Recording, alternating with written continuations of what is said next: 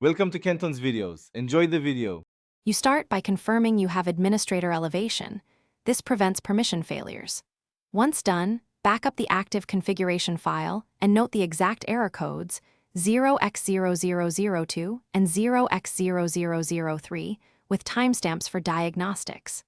Next, stop any dependent services or enable maintenance mode so live processes don't overwrite changes.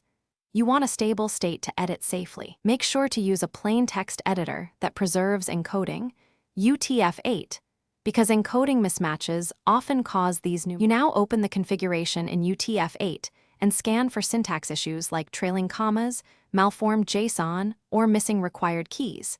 These produce 0x0002 and 0x0003.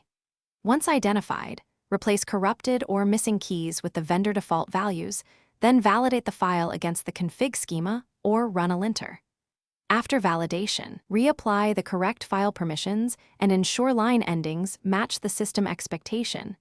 LF versus CRLF, because mismatched endings can trigger parsing failures. You complete the process by restarting services and watching logs carefully for the original 0x0002 or 0x0003 codes and any new messages. If the issue persists, immediately revert to your backup and run integrity checks or vendor diagnostic utilities to isolate the failure. Make sure to enable verbose logging for 5 to 10 minutes while reproducing the error. This captures context and stack traces. If you still see failures, escalate with logs and exact timestamps.